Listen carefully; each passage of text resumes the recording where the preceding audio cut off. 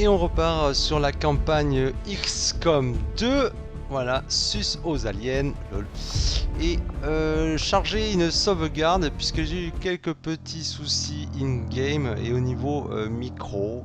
Puisque ça avait un petit peu bugué, j'avais pas du tout lancé l'enregistrement audio sur la précédente vidéo. Alors j'avais avancé un petit peu entre temps.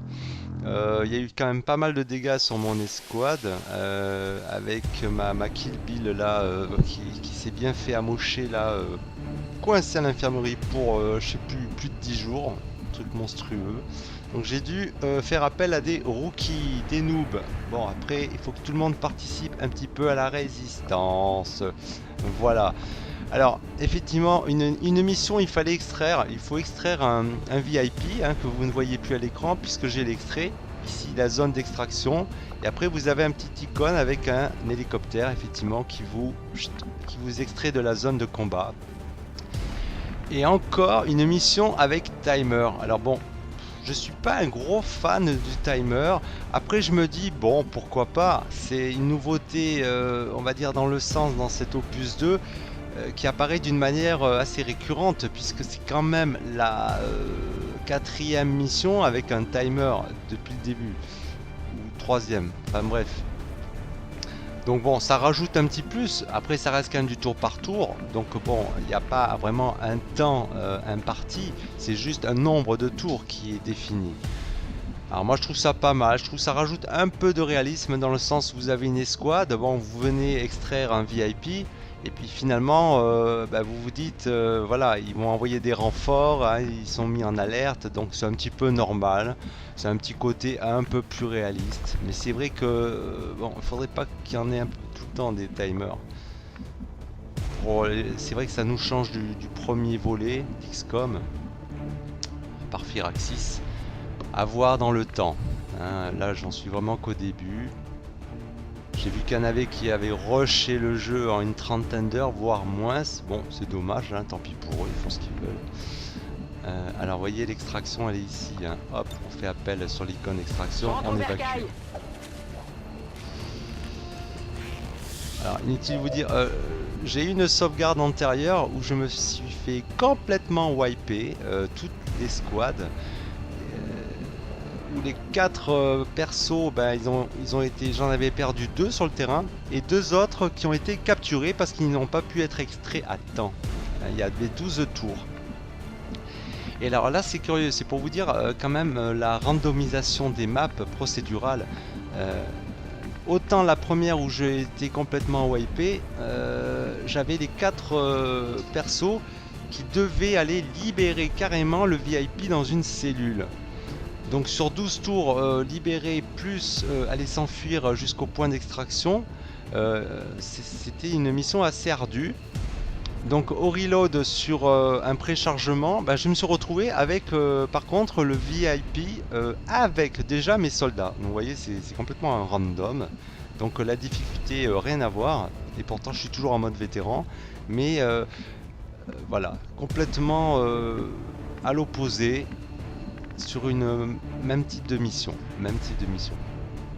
Allez, on va extraire tout le monde là. Je suis plus là. Voilà, on assiste à la fin de cette mission. Alors je dirais, bon, il faudrait quand même arriver un petit peu à optimiser. J'avance. Le jeu parce que c'est vrai que dès qu'on arrive avec des décors avec étages, ça commence un petit peu à mouliner. Hein. Allez, on évacue, on prend pas de risque. Hein. Un peu plus loin, il y a carrément le super sectoïde qui se balade avec un advent. On va pas faire de zèle. Le but, c'est quand même d'aller sauvegarder tous nos soldats. Étant donné que j'ai déjà, j'en ai déjà 3 ou 4 en cours de récupération, ouais, 3 à peu près.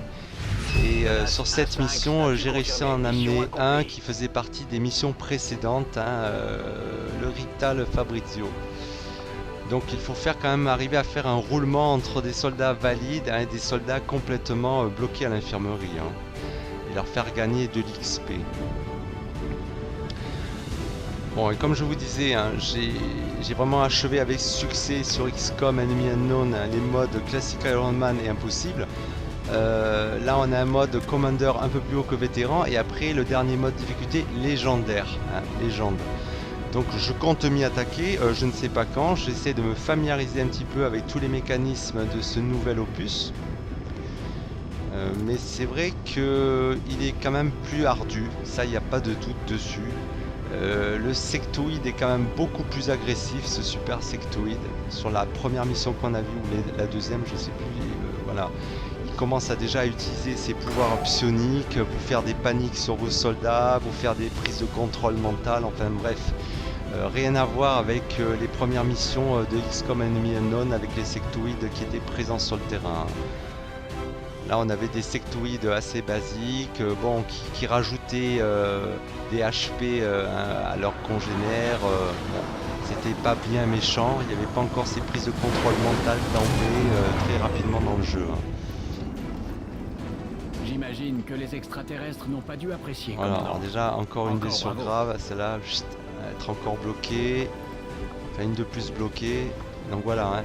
Quand même arriver à garder un pool de soldats suffisamment valide et avec quand même un minimum d'expérience pour arriver à se sortir un peu des situations. Alors moi je vous cache pas, j'ai reloadé la mission, hein. Effectivement les 4 s'étaient fait wiper. Ça me faisait chier quand même de perdre mon caporal Lazzaro. Voilà, un des rares quand même qui avait un petit peu d'XP avec voilà, montée. Mais après effectivement en classique Iron Man ça sera une autre paire de manches avec une seule sauvegarde.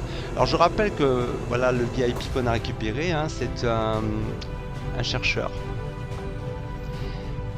Voilà, vous comme... avez porté un coup sérieux aux extraterrestres avec votre équipage, commandant. Très impressionnant.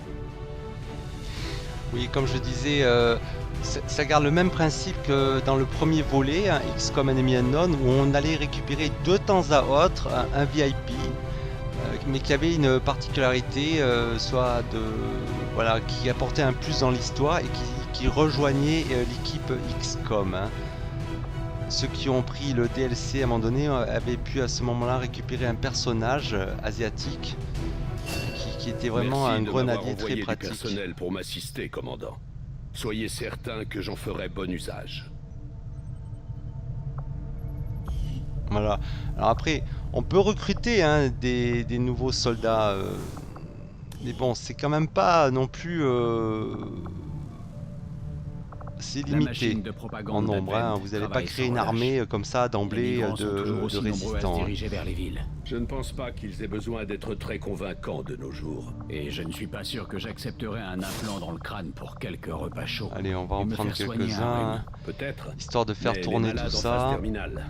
Les vieillards, les handicapés. Allez, on va mettre, les extraterrestres leur offrent on va mettre des nanas un petit peu là. Une chose pour laquelle allez, ils sont prêts à je crois que je vais avoir plus de membres féminins que masculins. Lol. Nous leur offrons la liberté, même si en retour ils doivent endurer leurs conditions d'humains. Espérons qu'ils seront de votre avis.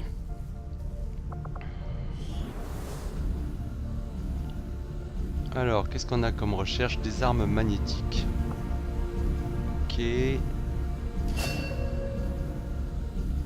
Allez, on va faire une amélioration.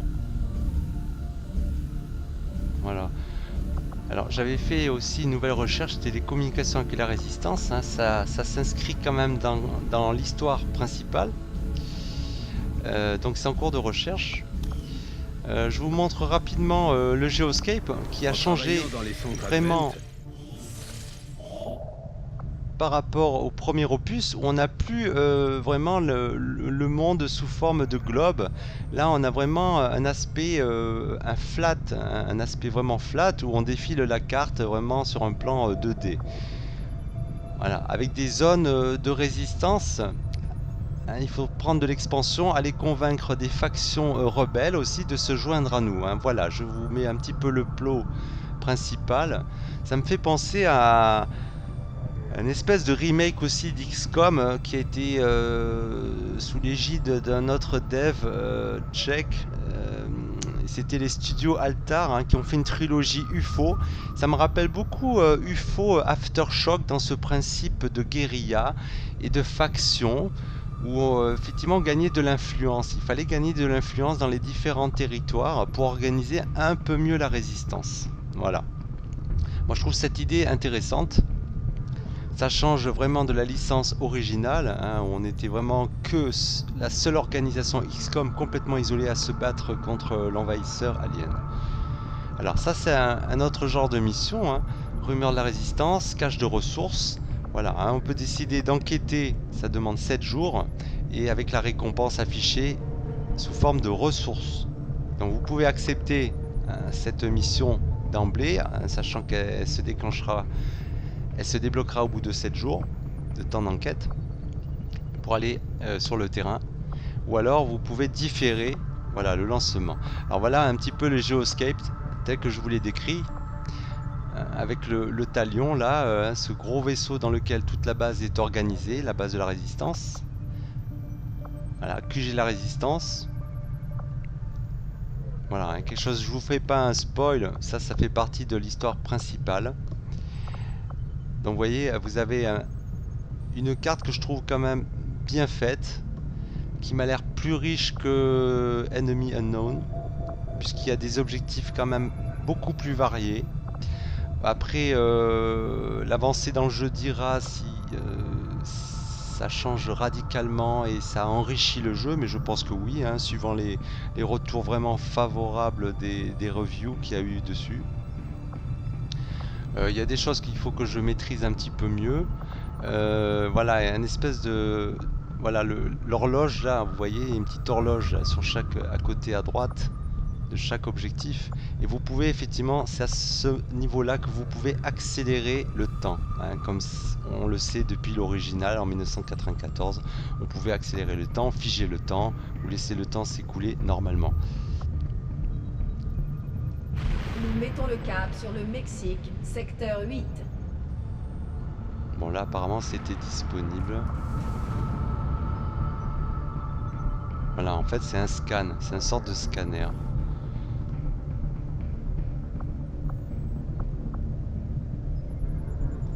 Calcul du nouveau cap du talion.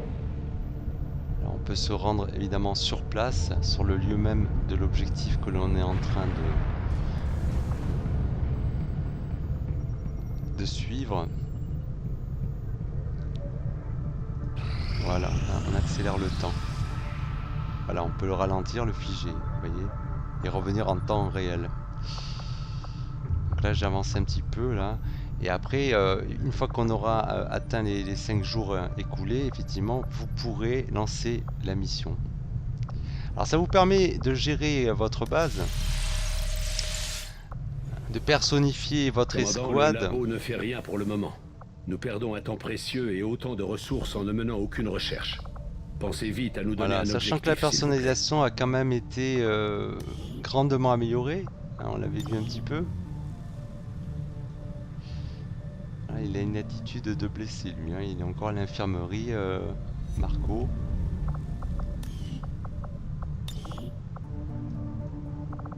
Voilà, alors là, on a quand même un menu assez riche, rien qu'au niveau de la partie accessoires, puisque vous pouvez rajouter pas mal d'accessoires, que ce soit sur le haut de la tête, vous voyez, les bandanas, les capuches, etc. Au niveau des bras, les motifs, hein, les tatouages, peinture de guerre. Voilà, donc tout ça, ça prend quand même du temps. Et donc de figer un petit peu le temps sur le Geoscape, c'est voilà, ça vous permet de faire toute cette partie à côté de gestion, de gérer vos recherches, l'ingénierie, de redéfinir un petit peu les priorités des recherches, hein, en changeant carrément d'objectif de recherche en cours. Voilà. Ça change pas des mécanismes, hein. Ceux qui sont habitués à XCOM Enemy Unknown, voilà, ils vont s'y retrouver à ce niveau-là. Bon après, le volet actuel mérite quand même de s'y attarder pour se familiariser avec certaines petites différences. Avec la technologie extraterrestre encore intégrée au vaisseau. La plupart des systèmes principaux fonctionnent désormais avec nos deux technologies. J'espère pouvoir utiliser. Il y a toujours le mémorial, hein, la liste de tous vos soldats perdus, décédés. Nous avons tenu à honorer nos morts, commandant. C'est peu de choses, Alors, mais nos hommes ont pu leur rendre hommage. ce qui est assez fandard, c'est que vous pouvez carrément changer l'épitaphe. Hein, et vous tapez un texte de votre choix. Voilà.